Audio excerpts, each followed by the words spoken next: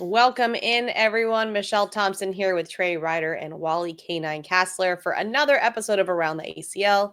Just coming off of open number 4 in Hamilton, Ohio. By far, my favorite hotel room I've ever stayed in my life. I wanted to move in forever. Wally hated it. I loved it. The tall ceilings, the concrete floors, the brick walls, the floor-to-ceiling curtains. I was in heaven. I was doing my yoga like I was in a loft in the downtown area. Just happy as can be. Wally.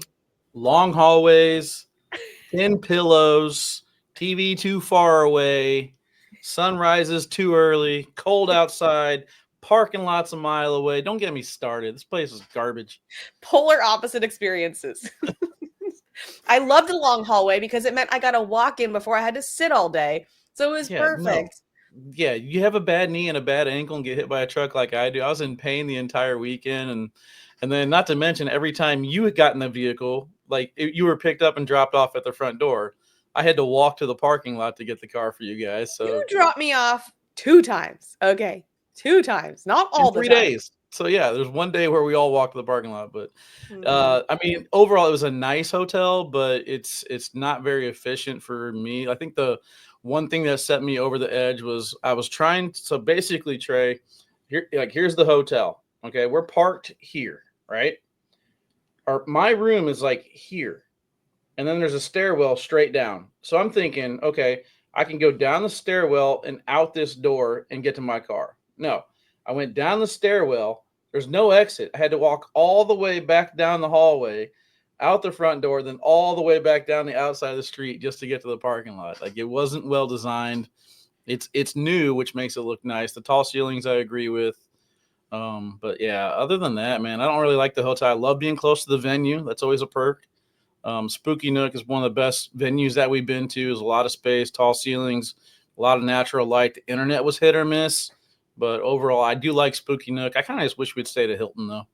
Oh, I would have been devastated if you take me out of that hotel. This experience just is the epitome of Meesh and Wally. Like, just the description of this is just so on brand. You guys could not have been more on brand to start this show. Like, just the bickering, like finding the same things. One of them disgusting, one of them amazing. Like, just you guys are just great. Anyways, great hotel. So, Trey, how was your weekend? My weekend was good. I got my house is fully decorated for the holidays, so we're ready to roll. So you're in the red plaid shirt. You're all Christmas ready. Yeah, we're ready to roll. We haven't actually decorated the house past couple of years because we've gone somewhere for the holidays, and this year we're staying put. So like we went ahead and decorated with Christmas music and got the tree up, and the tree's decorated, and it's then I had to do family photos on Sunday, so you got to get the Christmas card ready. You know, the Ryder Christmas card is, it takes a lot to get on that list. Yeah, it's tough to get on that list. So it was a productive weekend. I get to watch cornhole all throughout it, so it was great. So our cousin, Nick's cousin, sent a Christmas card. We already got it. Family photos with Santa. So Nick texts his cousin and says, how do you already first of all, you win. First person to send the Christmas card. It's November. Second of all, where'd you find a Santa in like October, November? They have 3 young kids, younger than Rome. These are last year's photos. like they didn't redo them. So like those kids don't even look like that anymore. That was a year ago. It's just so random. Yeah, I've been told we're actually doing a New Year's card this year. We're not doing a Christmas card. So they're going to go out a little bit later, and they're going to be not as Christmas themed. So that's what I've been told by the boss of my household. Get it. Looking forward to the card. It's a fun time of year. I like to get those. I've never done this in my life, maybe just because I've been Jewish, but I've never made a Christmas card, never taken family pictures, nothing. So I feel like Nick would actually want them, and I'm like, I'm not aware. I was going to say, it doesn't shock me, but I am at least a little bit surprised that you're not a Christmas card, Christmas photo type of gal. Like, you're you're in front of camera kind of gal. Like that's, they gotta organize it. I don't want to organize outfits and photographers, and I got enough stuff to organize. If somebody wanted to organize it, I would show up, but I'm gonna remove that from my plate. Where do you guys stand on Christmas lights? Because we usually decorate my mom's Christmas tree the day after Thanksgiving, but I'm going to the Chiefs Raiders game, and I bought the tickets before I looked at the calendar, and I'm like, Friday, Black Friday game? Like, what is that? I was all geared up for it to be a Sunday game. So, like, I can go. It's not that big of a deal, but man, my entire world was shook when I'm like, wait, I have to leave Thanksgiving night to drive to Kansas City to stay there to be ready for the tailgate. So now I have to kind of rearrange my whole week and put up Christmas lights before Thanksgiving, which just feels weird. Mm-hmm. Yeah, you can. We're very much. We can put them up early. I don't mind putting them up early, but they come down pretty quick. Like I guarantee it. On December 26th, my wife will have me outside getting all the stuff down in the inside, putting everything in the bins. She is just like, all right, good, it's done. Now clean Move it up. on. Yeah. Oh, that's funny.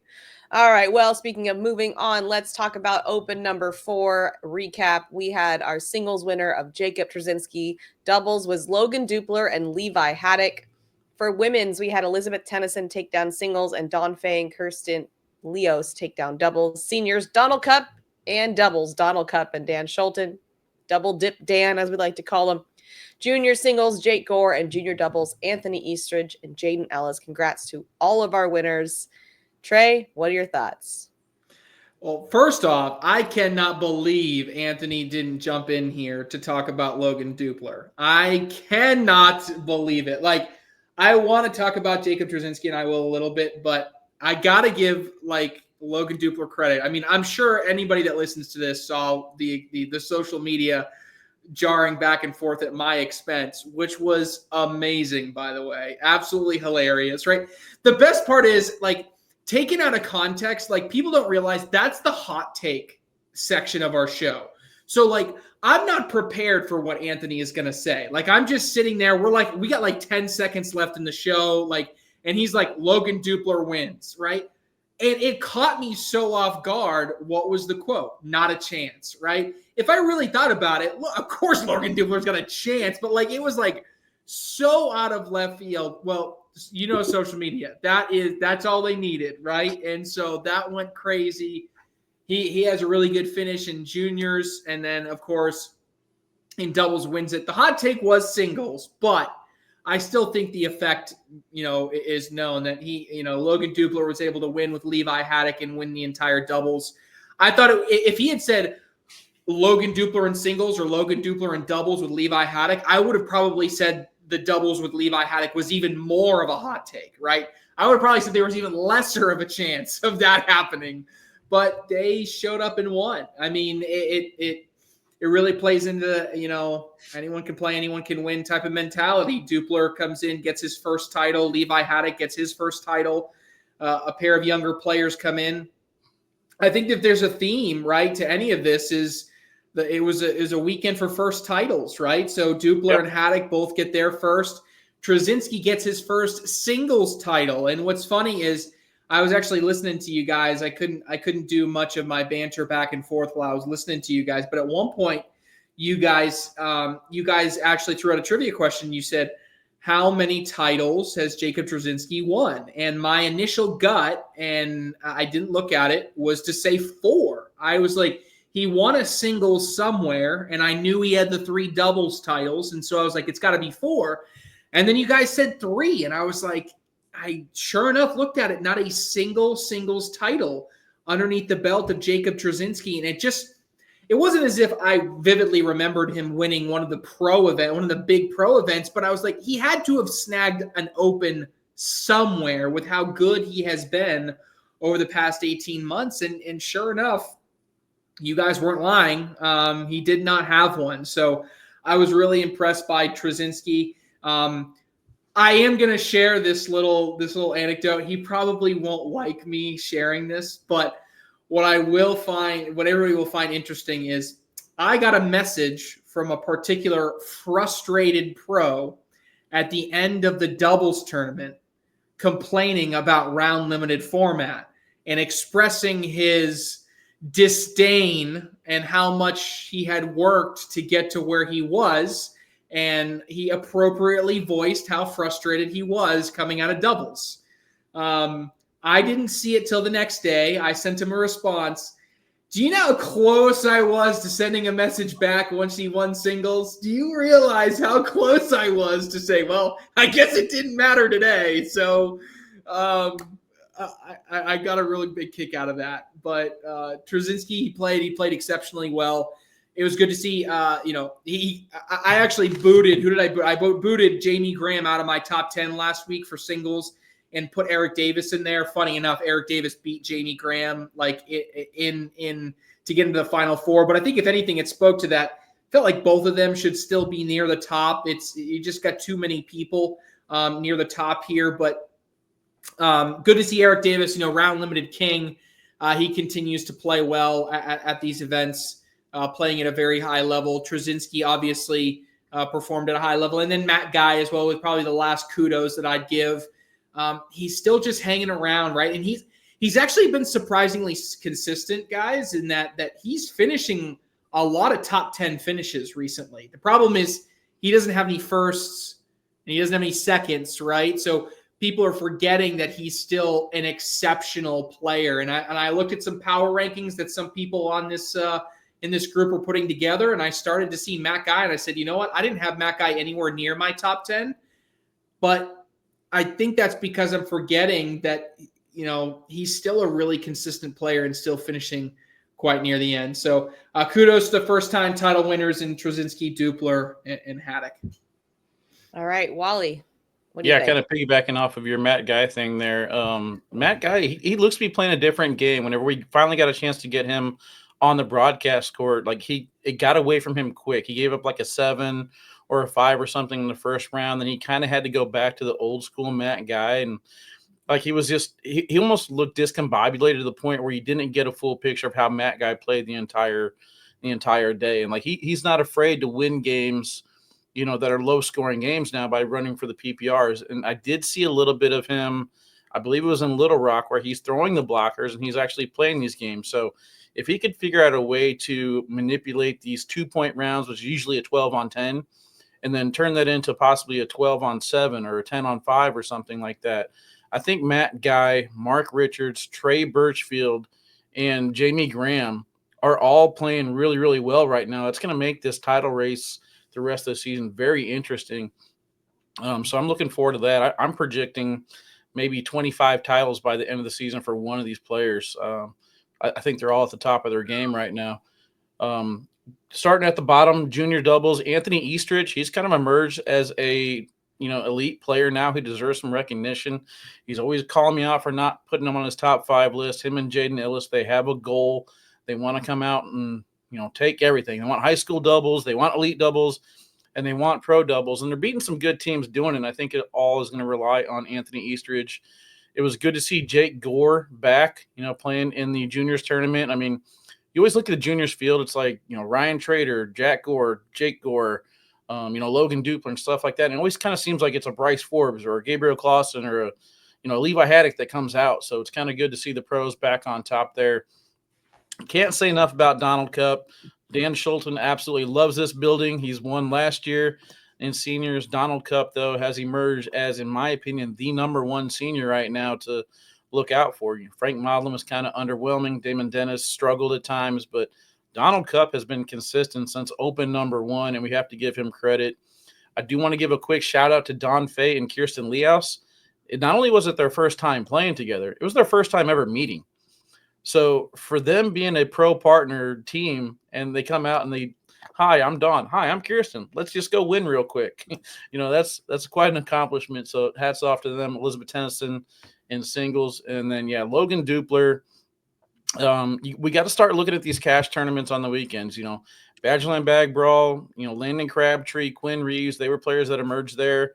The Bag Mania out in Vegas, Logan Dupler looked really, really good there. And it seems to carry over. And if you look back to last season, Justin Burton Jr. had a strong, or maybe a couple seasons ago, JBJ had some strong finishes at cash tournaments, came in the next week in the pro field. and was able to take down those tournaments. So, Trey, I'm not 100% sure, but since Logan and Levi won, did the DraftKings thing go down to the next available pro team that you could bet on? Or has that started? Yeah, exactly. Yeah, that's the way from a betting perspective that DraftKings is approaching it moving forward, which is the next, the highest. It's the highest finishing team. So in that case, it was Jordan Power and Sebastian Schaefer Ford were actually who got paid out. Okay. Oh, you were able to bet on them? Yes. Yeah, okay. that was a pivot at the last. It was the last 24 hours or so, but they were able to get that switched over. Okay, good. I was gonna say, as we were mathing it out on the live feeds, it was like, okay, Quinn Reeves and Austin Waskow, and then Landon and Noah, but like that's like an 8th place tie or whatever. So yeah, they were able to make it happen. But yeah, and then finally Jake Trzinski, he looked really, really good last year in Valley Forge when he was, I think it was Valley Forge when he was not exactly happy with round limited format. He came over and let me know as well, and he let me listen to his headphones, and it's just EDM as loud as it possibly could be. So seeing complaining Jake to no headphones Jake, dealing with Landon Crabtree flipping the bags over and over and over again, then dealing with Eric Davis style of play. I mean, he kept his composure the entire time, and you have to give credit to that because you can go back a couple years ago where Jake Trzinski would get pissed off at a fly in the building, and anything that could make him upset would make him upset. So seeing him come full circle, it was really, really hard to rank singles, but he's definitely high up there, and he showed he deserves it. So player to keep an eye on this entire season. I couldn't believe I didn't see any emotion out of him once he won. Now the feed ended. I wasn't there, but I mean, was there not an explosion, but was there any type of celebratory moment at all? Not really anything. Like I usually kind of, put down the headset, sign off, do a little stretch, and then I go congratulate the winner. And like I looked around, he was already gone. Like he was over there taking his picture and just keeping calm and everything. So I don't know. This guy's weird. Emotional regulation coming into the sport. I'm here to see it. I saw it with Matt Guy too after his loss. After his loss, he walked over. He said thank you to us, and he calmly put his stuff away and walked away. It was very different experience than I've seen from Matt. It's kind of funny because Jake Brandon messaged me. He's like, "I saw Matt Guy come over to you guys. What was he complaining about?" I was like, "Nothing." He's like, he said, "Thank you." What was he saying? He said, "Thanks for doing what you guys do," and then took off. Well, calmly walked away. Yes, very good. Love to see the emotional regulation pros. Keep it up. All right, we've got a new game thanks to my husband, Nick Thompson. He loves to come up with segments. This one is called Fact or Fiction. So I'm going to read storylines about pros. You guys have to tell me if it's fact or fiction. I walked around the venue and got these from people there. The first one, Eric Davis was in the driver's seat in a doubles match at a national, throwing a 7 PPR with a positive DPR. Trey, fact or fiction? This is so specific. This has to be factual, right? I mean, this is in the driver's seat in a doubles match at a national, throwing a 7 Yeah, it's got to be fact. I mean, it sounds weird and it sounds odd, but like, if you said Matt Guy, I wouldn't believe you. But Eric Davis, I got to say it's fact, right? Wally?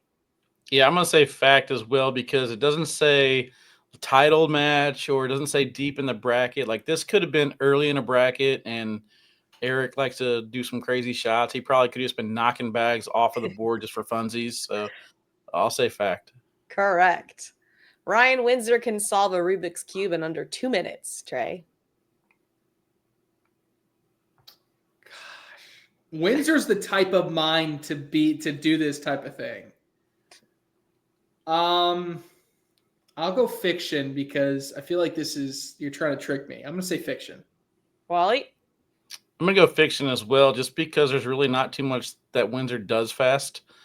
He's kind of slow at everything that he does, even though he is really, really good at what he does in poker, cornhole, golf. Yeah, it's like Ryan Windsor can solve a Rubik's Cube. That's still very impressive, but don't put the time limit on it, is what Wally's saying. It is fact. He can do it. He said he can do it. Yep.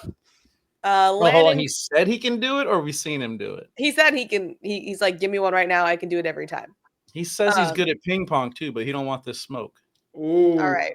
I'm believing his words. Landon Crabtree counts how long he flips the bag before throwing. I am going to say fact here because I think he's doing it on purpose. Like when he gets in some instances where he really wants to stall people out. I think his normal throw, he's not. He's just kind of in a rhythm. But I think when he really starts to fall behind or if he really needs to start to switch momentum, he's got to count and he's got to know how close he is to that shot clock. I'll go fact. Wally? I'm actually going to differ here. I'm going to go fiction because the flips aren't the same. Sometimes it'll be 19 flips. Sometimes it'll be like 24 flips. So that's a wide range. And without an official on the court, I don't think he's really too worried about the shot clock. So I think it's going to go more of a feel for him. And I think he's just going to release whenever it feels comfortable. Fiction. He does not count. Dang. That's Noah crazy. Almanza likes to listen to jazz music when he throws. No way. Fiction. Not a chance. If he's listening to jazz, like what in the world? No way. Wally? I mean, I'm going to go fact because I could just see him sitting in a bar somewhere with his crotcheted hat listening to jazz music and just chilling in a corner. Oh, you like jazz? It is fact. He does, Trey. No way. That is not factual. Man. What? He's sophisticated. He's very sophisticated. Adrian Johnson has a history with dance, Trey.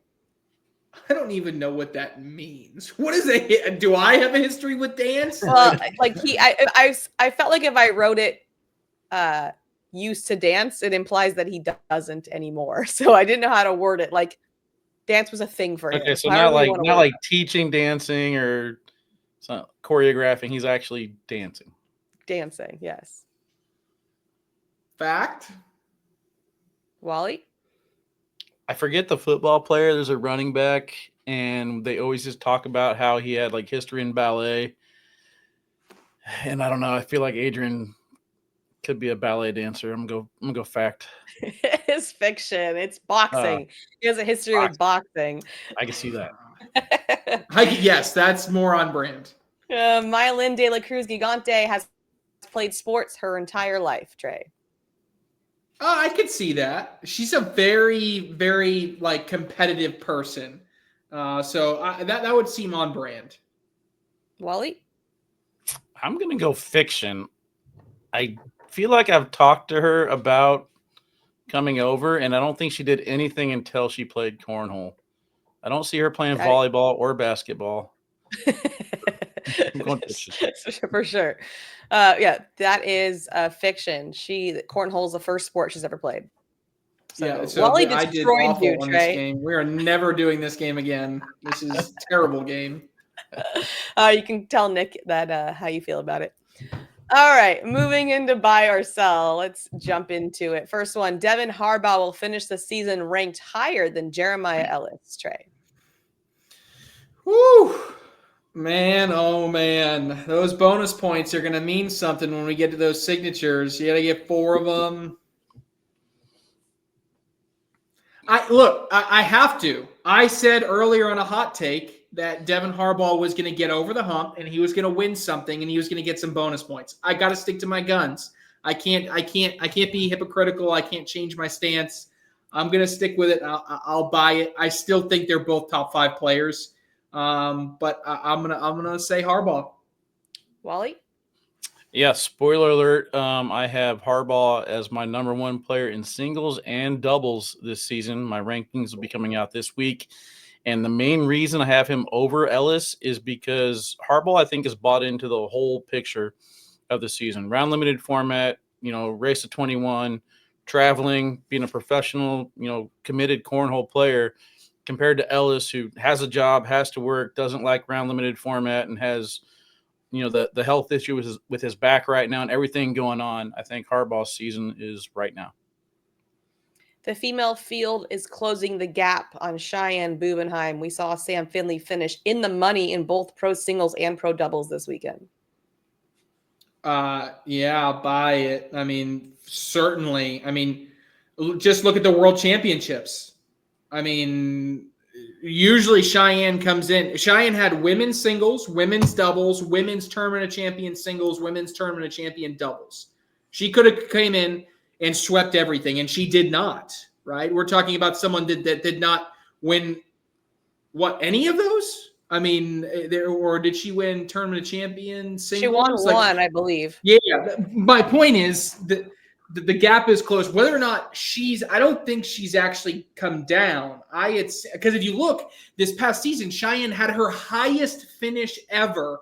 11th, right? She finished 11th, right? So I don't think that it is so much that she is having an off year. I just think people around her are genuinely getting better. Love to see that Sam Finley finished really, really high. I'm a big fan of Sam Finley. In the end, yeah, I think I'll buy it. There's not a gap anymore, I don't believe. Wally? Yeah, I'm going to, I guess, buy it. I think I put fact. But yeah, I'm going to buy it because, changing bag companies, changing partners, changing diapers. She's got a lot going on. I think that the women's division is finally getting stronger. I still want to see the blocker, and I think the first person to do that is going to prosper in the women's division, and it could be Cheyenne. Cheyenne has the best airmail in the women's division, but the blocker needs to go down by somebody. I don't care who it is. You look at Sarah Cassie's performance last year, Sam Finley this year, Kaylee Hunter is near the top, and a lot of the, I would say, 10 to 25 ranked females, they're starting to throw in the 9 and 10 PPRs too. So I think it's going to be an all-around more difficult field. And if Cheyenne doesn't start attending some of these tournaments, I know she had family issues to deal with and stuff like that this time, but it's also going to make the other females better by playing against better competition. So when we get to these signature series, it's going to be tougher for her. Jacob Trzinski is the A player in the Trzinski-Graham team, Trey.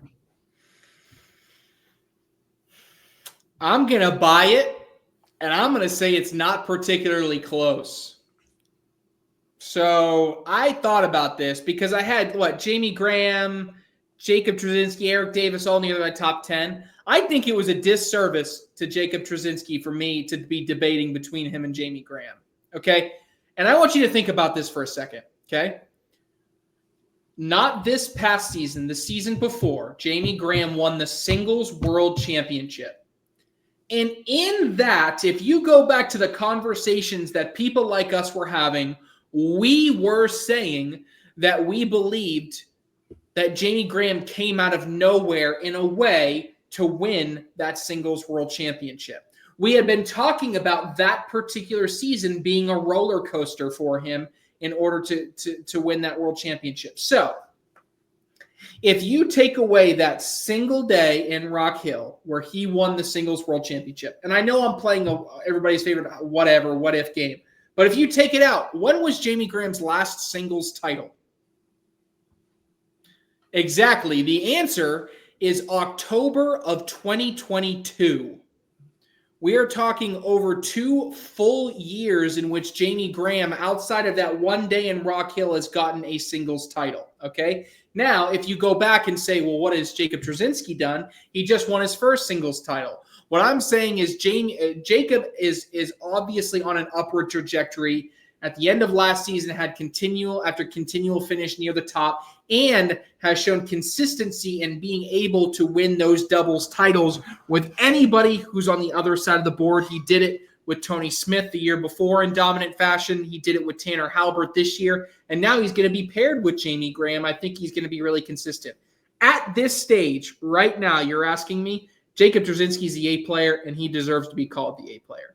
Wally? I'm going to disagree just because I think we differ on what the definition of A player is. For me, the A player is the captain. It's the guy who's, in charge. Jamie Graham has the experience. He's been playing since he was -3 years old.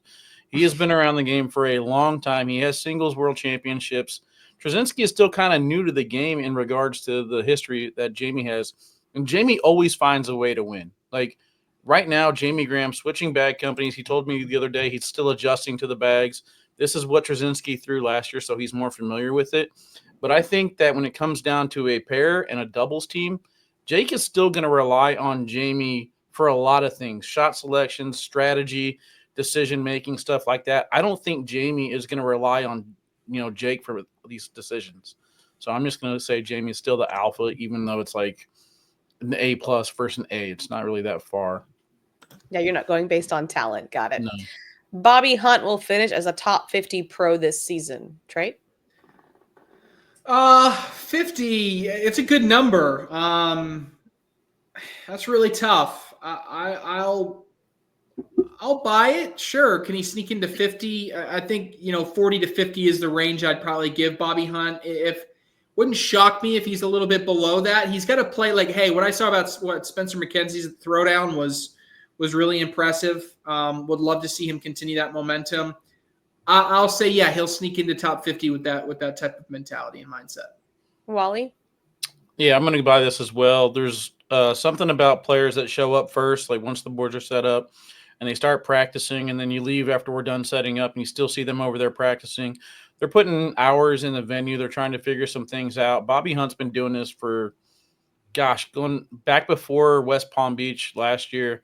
And I think he is one slick side away from cracking the top 25 after what we saw this weekend. If you just turn that bag over and go slick side, he could be better. But I like his PPRs. His shot selection, though, that's very questionable. So that's the only thing stopping me from jumping at this as an easy buy. But I will buy it. Top 50 is good. Mark Richards and Tony Smith will finish the season outside of the top 10. Come on. What are we talking about here? Sell. Well, I mean, you could say they finished outside the top 3, and I'd probably still sell it. I mean, this is like arguably the best team in the world. Like, I don't care what they're doing right now. They could go and finish dead last in the next 3 events, and I do not care. When it comes signature season, these guys will be there at the end, especially with Mark Richards throwing better than he was last year. If anybody's worried about Smith and Richards, you need to find somebody else to worry about. Wally, you worried? A little bit. A little bit. Not that bad. I'm gonna sell it. It's I still think they are a top team. The thing that's got me questioning this, and it's a minor thing, is Mark is going back to the pro snipers. I'm sorry, he's going back to the snipers. So he's going with the faster bag when he plays singles. We talk about Mark Richards being back. We already know Tony doesn't like the faster bags, or slinkies as he used to call them. He's sticking with the Lucianos or with the pro sniper elites. So I think they are having success in different areas. I think they will have it figured out by the end of the season. There's not really too many teams that I'd put above the talent that they have, but I think the bag selection is the only thing stopping me from putting them. Can't even remember. I just did my list. I can't remember if I put them in the top 5 or not, but that's probably the only thing stopping me from jumping at putting them near the top. All right. You want some advice? Smith and Richards? Why do I have to be the one to give Mark Richards advice and his team? Okay. That's your role. Here's the advice. Throw whatever Mark Richards wants to throw. Tony Smith is going to figure it out. Do not let Tony Smith dictate the bags of that team. Do not. Tony Smith could go out there and throw a Ziploc bag full of packing peanuts. Okay. He's going to figure it out. Okay. I've seen him doing it 1,000 times. He'll walk out there. I hate these bags. What'd you throw? A 10-4. I just don't like him. You can't listen to Tony Smith because he'll just be like, I don't really like him. And you're like, why? You just won. He's like, I just don't like him. Okay. Then just shut your mouth, right? Just shut your mouth. Mark Richards picks the bags and you just show up and throw the bags. That's your advice. Bye. Buying that. And if Tony has anything to say, just Mark, show him all the rings, show him all the titles, scoreboard. Yeah, like literally, just Tony. Just like honestly, don't even look at the bags that you're throwing until you walk up to the board. Like, don't even look at Just them. hand it to him and let him start. Just say you got to throw with these. That's it. I think it's fair advice. All right, we're gonna keep chipping away at the questions you guys submitted. The next one is from Kendall Irvin. Who is the upcoming junior that we need to keep our eyes on, Trey? Can we push this question off to next week? Why? Isn't this the third week in a row that we've tried to ask this question? Oh, I'm like, why? What now? Like, Kendall, I swear. Yeah, I don't know. I might have a better answer next week. Well, I mean, look, we've had a taste into or a peek into who we can identify as some of these top level players. Like, look, I mean, you got to jump out and say someone like a Logan Dupler, right? He was the last one to kind of get his pro card as a junior to fill that 8th and final spot allowed for those U18 players. I think, he's someone I would really pay attention to. And, I know he's been kind of up there, but I really believe Mason Trader has an opportunity to make a really big run. I know a lot of people will see the Trader name and I think because Ryan has been so good, Mason honestly gets further down the list on some people's rankings because he's like, well, he's not his brother. Well, if his brother's the number 2 player in the world and Mason's the number 15 player in the world, like we shouldn't compare Mason to Ryan. We should be comparing Mason to the rest of the world. And against the rest of the world, he's a really, really good player. So I'd probably go with Dupler and Mason Trader. Wally? Yeah, I'm going to agree. I got both those names down. Ever since I let me correct this. Ever since I whooped Logan Dupler at Worlds, he's been a whole nother player. He hasn't looked back. Mason Trader, I've seen him play head-to-head with Ryan plenty of times. They go back and forth. Ryan has the edge, but Mason hangs in there, if not beats him sometimes.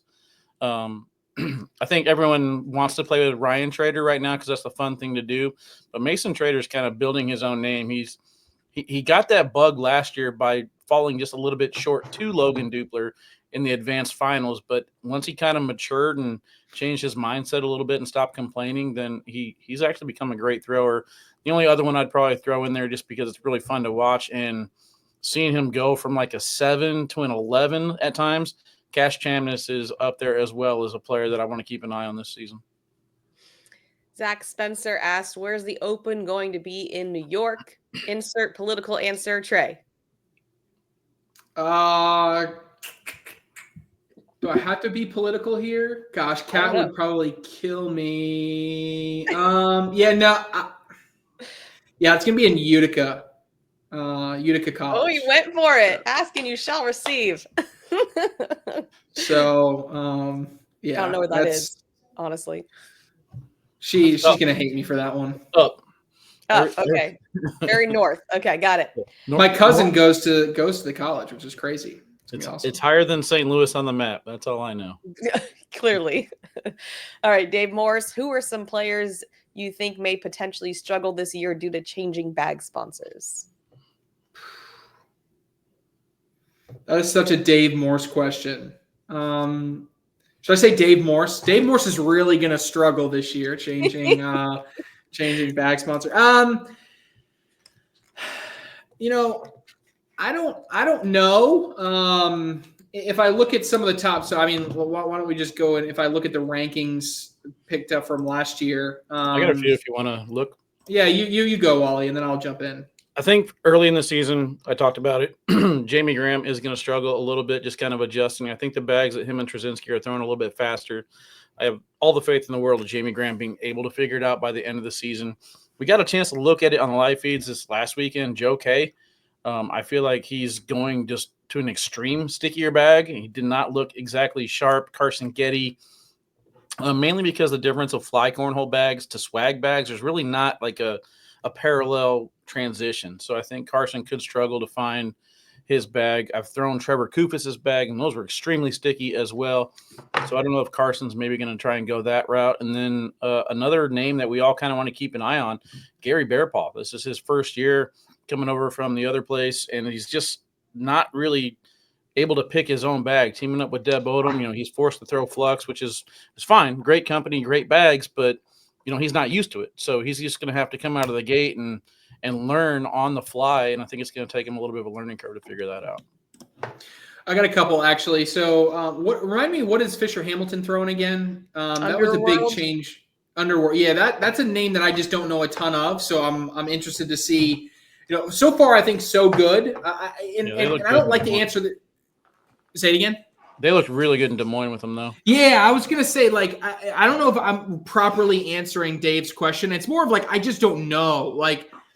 I don't know about Fisher Hamilton. He looks so far so good. Honestly, I would have put some of the all cornhole signed players in there as big question marks, but I think all of them have answered the call.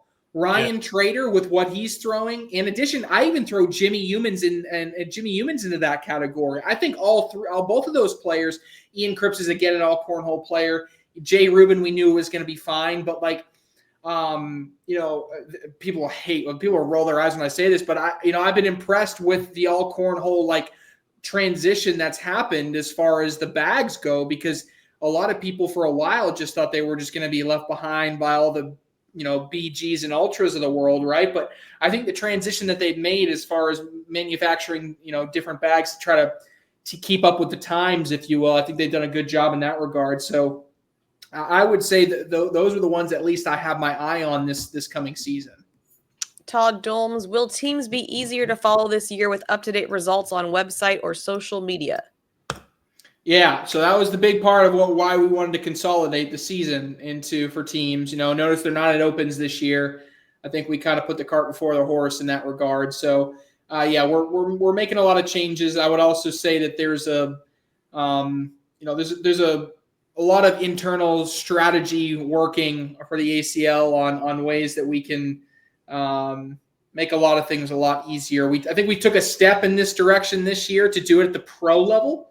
But teams, directors, amateur players, website, tech, a lot of those need to follow suit in the way that we tried to simplify things on the basic pro side of things. So yes, absolutely. There's some things coming that should make things a lot easier for everybody.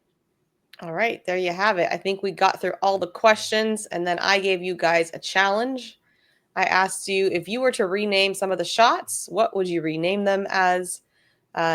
These came in through the live feed over the weekend. I was writing them down as the chat was writing them in. The roll bag, Nicholas Douglas came up with 4-wheel drive, and Joseph Blanton came up with chip shot. Now, I don't know much about golf. I don't know if that's a comparable name. Is that? Yeah, it's almost like if it's like a roll that ends up just like touching once and it's just like boop in, like it almost like a little chip that goes to chip up, one bounce and in type of thing. Maybe I could maybe get behind it. 4-wheel drive. I feel like 4-wheel drive's got to be like a wheel bag. Like that thing's got to just get on its side. There's got to be a mound in front of it, right? Like it's got to go over a pile of bags. Yeah. We put that in 4-wheel drive. When I saw this on the run of schedule and it said chip shot, I was actually thinking of it being different. Like if there's a clogged hole and you're just trying to chip your bag on the side or something like that. I was buying that part, but for a roll bag, I don't know. I mean, it'd be different if they had like backspin on it and it got behind the hole and, they started playing it that way. I think as a chip shot, more of like an approach shot. Whereas a roll bag, I think of them going more in the hole. And so we actually got into a debate about this, Wally and Corey and I, about whether or not we want to break down the roll shot into different names because there's all these different. There's a hop, there's a flop, there's a this, and Wally said absolutely not. Trey, what do you think? Do we add in names for the different kinds of rolls, or do we just call it all a roll bag? I like kind of more leaning towards calling it a roll, but you can just describe it differently. I mean, they're all types of roll shots. I think whereas announcers sometimes, if you call something the wrong thing, take this from experience here. If you call something the wrong thing, you'll never hear the end of it. So the more simplistic we can at least keep it from a rules perspective, the easier it'll be on us. I mean, here's the thing: is like I'm good at what I do because I'm witty. I can think of an answer right away. I can come back with stuff, but like the stuff that's in there. It takes a while to get out. And, Trey and Anthony are so good at opening the file cabinet in the brain and being like, okay, this is the chip shot that we're talking about because of this, and this. Whereas, like, my stuff is just more off the cuff. But Anthony and Trey doing it, I'm all for it. Call bicycle wheels, cart wheels, 4-wheel drives, whatever you guys want to do. But for me, I would not be able to process it fast enough. Same. So, and the other thing is the camera angles are kind of hard to do because we're only looking at the overhead board. In order to decipher the difference between the reels, we almost need like the side angle, the dog cam, to kind of see what the bag is doing, as well as the bag flight cam to see what angle it's coming in. So that's fair. Roll shot it is. Speaking of that, the cut roll, Kim Pohl said the pizza cutter, and then Katrina Bartel said skirt, which I like that one. To see like Trey or Anthony say on ESPN. Oh, look at that! I saw a skirt. Yeah. Okay, Jeff. Right now they're trying to set up for the skirt, and then we're gonna do this, and then like. You can't just say that regular. You have to put the. What were you guys? What was the shot that you were trying to get Meesh to consent to a bottle of shampoo or a tube of lotion? Tube of lotion. What was that one again? So the bar soap for me is whenever it gets flying off the back of the board, right? Yeah, to me, I view a bar of soap as it does not need to go off the board. It just needs to go beyond the hole. Yeah. See, for me, a bar of soap is off the board. For tube of lotion is when it stays on the board. It's a squirt of soap. I mean, I don't know. You're trying to quantify where the bag goes. Sometimes it barely. I always said, like, if you get 2 bags to do it, I've called it a bottle of shampoo. That's what I've called a bottle of shampoo before. Is 2 bags. You get the double soap. The last one, Michael Kohler said a slide shot should be a putt shot, and then there was debate on the chat about that because putting is so hard. Right. Yeah, it's like, well, I always say it's like if you leave the analogy I use, like that 4th bag, you leave it short, you leave a birdie putt short, or leave a par putt short. If you give up points, I always say if you like that 4th bag, if you just got to slide it in for points, if you get to slide it in for points, you're leaving the birdie putt short. If you're going in just to wash it out and you come up short, you're leaving a par putt short, you're giving up a bogey. So, I mean, there's some analogy in there that I can consent to. I mean, for sure. Field goal post was right there, chat. Like, nobody said field goal post. Like, come on. Kicking a field goal, easy. That's true. That I could see that one for that. Like, what's the easiest shot, essentially, in some other sport? I do want to say we didn't get any roll. We didn't get any roll collect. Any suggestions we left that one alone. I was just gonna say, I do have to say, Trey, I don't think you're on my corner with the relect either. But there was a beautiful relect this last weekend, and Meesh was doing play-by-play, and her first thought in her head was relect. She didn't say a single word, but she turned over and looked at me and was like, "Nope, not gonna say it." I'm like, "Yeah, but you're thinking it now. She's close." See, I'm conflicted on this because it's genuinely a horrific term. Yes. But it irritates the shit out of Michelle. So it is very appeasing to want to try I was sitting at the bar at the hotel, and like 20 seats over, some guy goes, "Hey, Meesh, did you see a relect today?" I'm like, "What the?" I said, "I am trying to enjoy my glass of wine, sir. I don't appreciate this abuse." Oh, that is classic. Yeah. So that's the world I live in. And then Bernie really tried to get the rut. I don't think that ever stuck either. So there's another one that we didn't really hang on to. But all right. Time for hot takes. Trey, where are you going? What direction?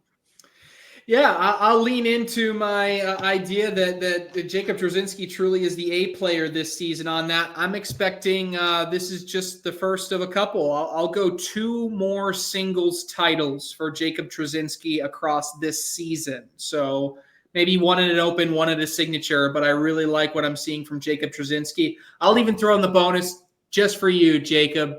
One of them is going to be round limited. So you'll get 2 out of your 3 singles titles being round limited. So kudos to you, Trzinski. Oh, Wally. All right. Do I actually have to believe my hot take? I don't know. We've never quantified. I wrote down my hot take, and then I was like, no, I got to change it. So my original hot take was there will be no more junior champions the rest of the season. And I changed it to there's only going to be 1 more junior champion the rest of the season. So okay, who's going to be? Who's going to be? If I buy it, but hey, hot take, right? Hot take. All right, only 1 more. All right, I've got. We saw Sam Finley and Rosie Streaker make some deep runs last season. We saw how hot Sam Finley starting off this season. Rosie and Sam will take a title, just a doubles title, pro doubles. I think they can do it. So let's get it, ladies. I saw Sam throwing in the 11s. If she's doing that, they will have no problem getting to the end. So I thought Meesh was going to go women's doubles and make it very mild, but I like this one. No, that's spicy. Double. I've seen them move through those brackets pretty deep. All right, that's all I can't say not a chance to that because Sam will literally rip my eyes out. And as will Rosie. Are you kidding? Rosie would be like, Trey, not very nice. Sam would be like, let's go out in the parking lot. We need to talk. Yes. She chases people that steal from her store. What do you think she's going to do to you, Chad? Exactly. All right. That's all we got time for. Thanks, everybody, so much for joining us. Don't forget to head to ratethispodcast.com/ACL. Leave us a review, and we'll see you all next time.